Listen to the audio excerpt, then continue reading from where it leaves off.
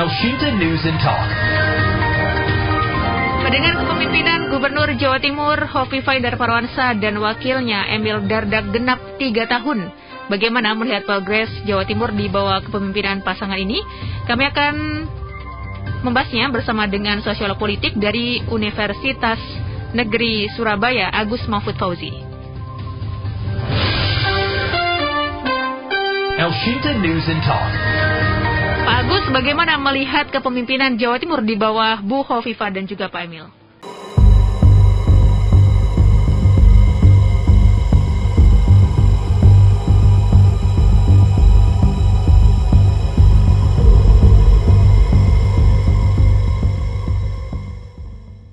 Iya, di bawah kepemimpinan Bu Hovifah sama Pak Emil ini, beliau melanjutkan apa yang dikerjakan oleh Pak Dekarwo sama Gus Ipul dahulu, meskipun pada awalnya dua pemimpin ini relatif menjadi pesaing. Tetapi dalam titik pada ketiga putaran, maksudnya bukan putaran pertandingan, yang ketiga itu beliau adalah bisa bersinergi dan bahkan saling menyambung. Kemudian yang kedua adalah terkait dengan apa yang terjadi, bahwa relatif terkait dengan program-program di pesantren, program-program yang berhubungan dengan rakyat, itu relatif juga dikerjakan oleh Bu Hovifah. Intinya bahwa terkait dengan rakyat Jawa Timur relatif welcome terhadap kedua ini. Begitu Pak Silvi. Ada beberapa sektor terutama mungkin yang perlu diwaspadai atau yang perlu diperhatikan adalah kita masih ada di situasi pandemi ya Pak Agus. Nah, bagaimana perkembangannya antara waktu kita ada di pandemi di tahun 2020? Suaranya bisa dikeraskan Mbak Silvi? Oke, ini masih terdengar kecil Pak Agus? Enggak, di saya suaranya kurang begitu jelas. Mohon maaf dibesar ya. Kalau begini bagaimana Pak Agus? Sudah lebih jelas? Oke, sudah lumayan. Oke, baik ya. Ini kan kita mungkin masih ada di, bukan mungkin ya, memang kita sedang ada di situasi pandemi COVID-19 Pak Agus. Jika dibandingkan dengan di awal pandemi 2020 ya, kemudian dengan 2021 ini bagaimana perbandingannya kita di Jawa Timur ini? Ya, Jawa Timur sebetulnya tidak langsung dengan rakyat, maksudnya masyarakat, tetapi bagaimana Jawa Timur bisa mengkoordinir berbagai kabupaten kota yang ada. Tetapi saya melihatnya Bu Hovifah relatif tanggung jawab mengcover terkait dengan hal itu. Pernah ada semacam perbedaan data, ada kesalahpahaman, itu adalah hal yang normal terkait dengan yang terjadi misalkan di Surabaya dengan di Jawa Timur. Tetapi sekali lagi, kesemuanya itu adalah dalam rangka untuk mencari pelayanan terbaik bagi masyarakat, dan hal itu wajar dalam sebuah pelayanan masyarakat. Meskipun pasca itu harapannya adalah akan lebih baik. Dan misalkan pada kesempatan sekarang ini di 2022, ketika ada gelombang Omikron, saya melihatnya Pemprov Jawa Timur, Bu Hovifah sama Mas Emil juga sangat tanggap terkait dengan hal itu. Dan kalau kita melihat yang terjadi perkembangan kabupaten kota yang ada di Jawa Timur, iya ada yang relatif lebih naik, ada yang biasa, dan itu saya melihatnya koordinasi gubernur itu berjalan. Begitu Mbak Susi. Antara gubernur dan juga wakil gubernur berjalan dengan baik komunikasinya, dan itu sangat berpengaruh ya pada jalannya Jawa Timur atau kepemimpinan di Jawa Timur gitu Pak Agus. Iya, mungkin sepintas masyarakat melihat bahwa kedua pemimpin ini relatif sinergi. Meskipun sebagian mungkin mendengar ada konflik di antaranya, tetapi sebetulnya kalau saya melihat pada dasarnya itu bukan konflik yang selanjutnya menjadi masalah. Ya, kalau dalam bahasa agama itu kan setiap kepala itu ada yang namanya pendapat, perbedaan. Dan di situ Bu Hovifah sebagai gubernur, Pak Emil sebagai wakil gubernur, itu normal ketika mempunyai pemikiran untuk mencarikan solusi kepada masyarakat.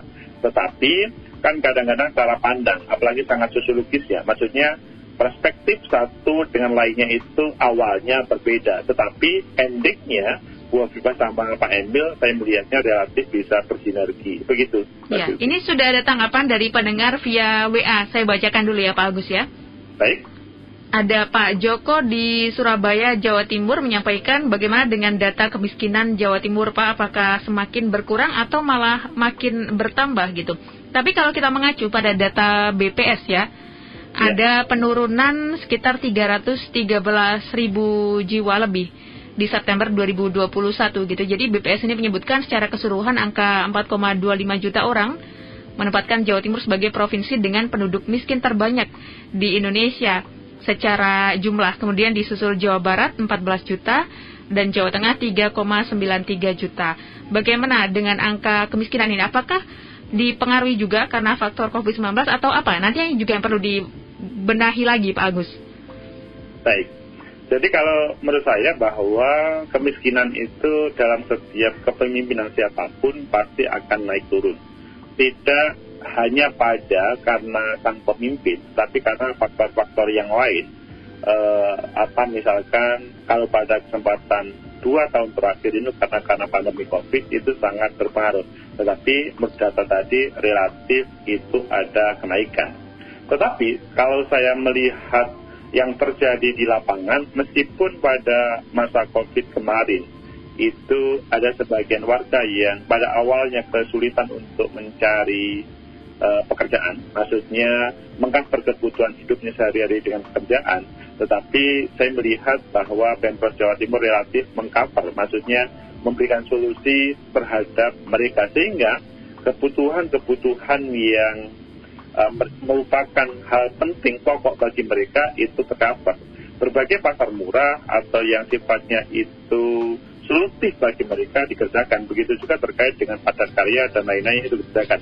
Meskipun mungkin saya juga boleh memberikan masukan bagaimana Pemprov Jawa Timur, maksudnya Bu Khofifah sama Pak Emil itu lebih sinerginya lebih luar biasa dengan pemerintah kabupaten kota supaya pada menghadapi Omikron ini itu akan lebih sigap terkait dengan hal itu. Begitu juga ketika masa menghadapi tema 2024. Maksudnya ketika tema 2024 terkadang data apa yang ada di BPS itu menjadi tema perbincangan yang kadang-kadang dilihat negatif ataupun positif oleh berbagai pihak. Begitu Mas. Ada lagi tanggapan Pak Agus via WA, saya bacakan lagi. Ada Pak Beni di Gresik, Jawa Timur.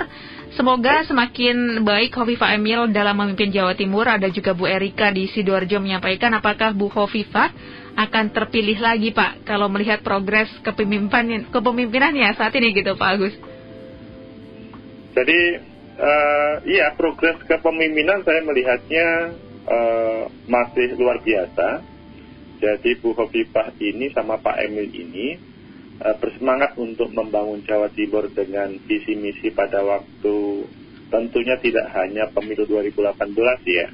Bu Khofifah itu menampilkannya semenjak 2008 sampai 2018 dan pasti hal itu tidak akan mengecewakan terkait dengan masyarakat yang selama 3 kali pemilu itu adalah mendukung atau memilih Bu Khofifah, meskipun pada 2 pemilu sebelumnya itu pada kesempatan kemarin amanah diberikan kepada Pak Dekarwo. Tetapi pasca dia terpilih sampai 3 tahun ini, saya melihatnya adalah maksudnya Bu Khofifah meskipun dahulu beliau dikenal identik dengan Menteri Sosial, misalkan salah satunya selanjutnya bisa menampilkan, tidak harus menjadi Menteri Sosial untuk menampilkan berbagai program-program sosial yang ada di Jawa Timur. Begitu Mas. Tapi dari sekian banyak pencapaian yang ada di Jawa Timur, yang paling menonjol ini apa? Kalau misalnya dibandingkan dengan provinsi-provinsi lain yang ada di Indonesia, Pak Agus? Jadi kalau menonjol itu bagaimana misalkan Jawa Timur mampu untuk menghasilkan program misalkan terkait dengan kebutuhan beras itu mampu untuk mengcover untuk Jawa Timur. Dan hal itu selanjutnya bisa berasnya, tidak hanya beras kebutuhan bahan pokok, itu selanjutnya bisa dikomunikasikan dengan misalkan Pak Anies Baswedan, Gubernur DKI yang selanjutnya bisa didatangkan ke sana. Begitu juga terkait dengan kebutuhan ikan ataupun lainnya. Jadi intinya terkait dengan hal yang berhubungan dengan kebutuhan sehari-hari itu relatif Jawa Timur tercover. Terkait dengan kebutuhan, maksudnya kehidupan keagamaan atau kehidupan sehari-hari relatif pada kepemimpinan Bu Khofifah pada hari ini tidak ada sesuatu yang meledak, maksudnya relatif bisa apa yang menjadi kebutuhan masyarakat itu selanjutnya bisa berjalan dengan baik. Dan di situ gubernur maksudnya Bu Khofifah sebagai gubernur hadir di dalamnya. Begitu Mas. Jadi tidak ada perselisihan di bidang terutama yang melibatkan agama gitu ya Pak Agus? Iya, gimana? Tidak ada perselisihan terutama yang melibatkan agama gitu, atau melibatkan sara. Jadi tema misalkan pada waktu beberapa tahun yang lalu tema misalkan konflik Syiah ya di Pamekasan sampai hari ini memang belum bisa kembali ke kampung halaman, tetapi bahwa mereka yang masih mengungsi itu masih bagaimana pemerintah Provinsi Jawa Timur bisa mengcovernya sehingga mereka bisa hidup standar sebagaimana layaknya manusia. Kalau berbicara kehidupan yang lainnya, kehidupan pondok pesantren, saya pikir apa yang dikerjakan oleh Pak Dekarwo dahulu dilanjutkan oleh Bu Khofifah dan tentunya lebih lagi, begitu juga yang lainnya. Begitu Mas Livi. Tapi kalau untuk fenomena kepemimpinan wanita, ini Jawa Timur tergolong baru ya Pak Agus ya. Nah, melihat ini adalah fenomena yang baru, kepemimpinan wanita. Waktu itu kan Surabaya sudah ada Bu Risma, tapi Jawa Timurnya ada Bu Khofifah. Nah, bagaimana kalau misalnya dibandingkan dengan pemimpin wanita yang lainnya gitu Pak Agus? Iya, ini adalah fenomena yang baru yang pada waktu pemilu 2008 di Jawa Timur hadirnya Bu Khofifah masih isu terkait dengan laki perempuan itu menjadi masalah. Dan pada 2018 selanjutnya ditampilkan dengan Bu Khofifah sebagai gubernur dan sebetulnya relatif maksudnya apa yang menjadi pertanyaan pada waktu 2007-2008 dahulu kemudian tidak terbukti. Sehingga ketika melihat Surabaya dengan Bu Rismanya, kemudian di Jawa Timur dengan Bu Khofifah, relatif sebetulnya pola kepemimpinan atau kepemimpinan seseorang terkait dengan sebuah daerah itu bukan faktor laki dan perempuannya. Memang harus kita akui bahwa seorang pemimpin perempuan itu ada yang melihat misalkan kurang A, kurang B, dan kurang C, itu hubungannya dengan kodrati seorang perempuan. Tetapi substansi dalam hal kepemimpinan relatif terselesaikan semuanya. Dan sampai hari ini tidak hanya misalkan terkait dengan kebutuhan perempuan, semua kebutuhan laki-laki pun tidak ada pilih kasih dalam hal kepemimpinan Bu Khofifah. Begitu. Kemudian kita beralih terkait dengan lapangan kerja. Lapangan kerja ini juga menjadi hal yang krusial terutama pada masa COVID-19. Banyak warga yang kehilangan pekerjaan ya Pak Agus akibat pandemi ini. Bagaimana dengan ketersediaan lapangan kerja di Jawa Timur di masa pandemi di bawah kepemimpinan Khofifah Emil? Saya melihat bahwa Bu Khofifah sama Mas Emil selalu berusaha bagaimana lapangan kerja itu tersediakan. Meskipun pada waktu awal-awal pandemi kita masih ingat pro dan kontra terkait dengan undang-undang cipta kerja yang ada di Jakarta, itu luar biasa pro dan kontranya. Tetapi hal itu pelan-pelan relatif tidak harus menjadi masalah di daerah, salah satunya di Provinsi Jawa Timur. Di situ adalah bagaimana pemerintah provinsi, Bu Khofifah bisa bersinergi, maksudnya berkomunikasi dengan baik dengan pihak-pihak yang mempunyai lahan pekerjaan. Memang yang harus diantisipasi adalah para pekerja asing yang misalkan datang di Jawa Timur. Meskipun kalau kita melihat relatif sangat minim mereka yang datang di Jawa Timur. Karena apa? Apa yang diinginkan misalkan para pekerja asing itu relatif tidak terbuka. Bukan tidak terbuka sih, tidak ada yang menjadi sesuatu bagi mereka. Jadi selama ini saya melihatnya berbagai kebutuhan tenaga kerja cukup di-cover oleh masyarakat Jawa Timur itu sendiri. Berbeda misalkan kalau di luar Jawa yang sungguh santer terkait dengan tenaga kerja asing yang hal itu menjadi ancaman terkait dengan kehidupan. Meskipun mungkin sebagian mengatakan itu hoax, tetapi sebagian mengatakan itu benar. Begitu Mas Dri. Kalau kedepannya ini karena pandemi juga belum selesai ya, dan bahkan kita ada di posisi COVID-19 atau pandemi yang naik lagi gitu untuk angkanya setelah kemarin sempat kondisi ekonomi mulai membaik sedikit gitu Pak Agus. Nah, bagaimana PR kedepannya untuk Jawa Timur ini Pak Agus? Iya, pada suasana pandemi Omikron ini, saya melihat Bu Khofifah sama Mas Emil relatif lebih siap untuk menghadapinya. Gelombang pertama, gelombang kedua COVID-19 sudah bisa diatasi, dan informasinya kalau Omikron ini memang bukan sesuatu bagi yang masih aktif di dunia kerja, maksudnya masih muda. Memang harus antisipasi terkait dengan mereka yang sudah di atas umur 60 tahun. Tetapi saya melihatnya, Bu Khofifah sama Mas Emil dalam merespon menyiapkan hal ini tidak sebegitu sulit dibanding dengan pada waktu pandemi COVID kemarin. Dan saya melihatnya kalau dalam taruhlah sehari-hari di Pemprov relatif ya itu harus dihadapi dan kemudian harus ditangani ketika ada sebuah kasus. Begitu Mas Rudi. Selain itu apa lagi yang harus dilakukan untuk sisa kepemimpinan nantinya ke depannya nih Pak Agus? Karena tadi sinergi juga lebih sudah baik ya, tapi kalau bisa lebih luar biasa lagi. Kemudian untuk lapangan kerja juga sejauh ini masih bisa dipertahankan. Apalagi nanti PR yang harus dilakukan ke depannya? Sebetulnya yang mungkin bisa dikerjakan oleh Bu Khofifah adalah tadi kan memang yang masih bisa bekerja sama dengan pemerintah Pemprov DKI ya, maksudnya Pak Anies Baswedan terkait dengan bagaimana berbagai produk baik beras ataupun ikan ataupun misalkan yang lainnya itu selanjutnya bisa dikomunikasikan. Sebetulnya akan lebih baik misalkan dengan beberapa pemerintah provinsi yang membutuhkan, apalagi misalkan nanti Bu Khofifah sama Mas Emil ketika IKN itu selanjutnya hadir betul pada saat maksudnya pada waktu dekat, karena kan 3 bulan sesudah Undang-Undang 18 Januari kemarin diputuskan, kemudian harus dibentuk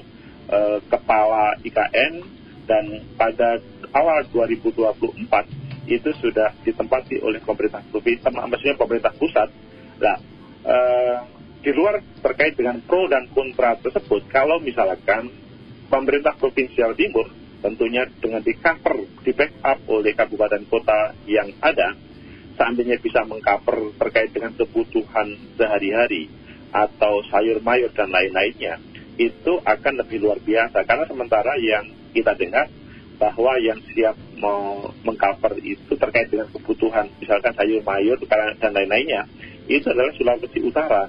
Karena kita paham bahwa ya Penajam Pasir Utara itu kan relatif bukan seperti di Jawa ya tanahnya, sehingga kalau ngomong kebutuhan sehari-hari maka relatif kesulitan. Di situ kalau Jawa Timur mampu untuk berkomunikasi dengan baik, ya di luar pro dan kontra terkait dengan ibu kota baru, saya pikir akan lebih bagus. Kemudian yang kedua adalah bagaimana misalkan terkait dengan apa yang dimiliki oleh Jawa Timur terkait dengan berbagai wisata yang ada, bagaimana hal itu bisa menyedot terkait dengan para wisatawan baik lokal ataupun internasional. Maksudnya bagaimana di Jawa Timur itu bisa dihadirkan seperti Bali. Bali itu sebetulnya tidak hanya satu kabupaten kota, tetapi di situ sebuah provinsi yang terdiri ada beberapa kabupaten kota, dan selanjutnya orang melihat Bali itu sesuatu. Lah, seandainya pemerintah Provinsi Jawa Timur mampu untuk menghadirkan sebuah tempat, apakah misalkan Madura secara umum, kan di sana juga banyak wisatanya, atau di Matraman, yang di situ juga misalkan nyambung antara misalkan Ponorogo, Nganjuk, Madiun, dan di situ wisatanya juga tidak kalah sebetulnya kalau kemudian difasilitasi dengan baik, maka kemungkinan besar akan menghadirkan sesuatu bagi pemerintah Provinsi Jawa Timur, tentunya tidak hanya terkait dengan materi, tetapi semuanya akan perhatiannya ke Jawa Timur. Begitu juga hal-hal yang lain yang bisa dikembangkan. Begitu Mas Dewi. Baik, Pak Agus, terima kasih sudah bersama Elsinta Surabaya untuk siang ini Pak Agus ya. Terima kasih Mbak Dewi. Ya, selamat siang Pak Agus. Selamat siang. Demikian tadi pendengar sosiolog politik dari Universitas Negeri Surabaya atau UNESA, Agus Mahfud Fauzi.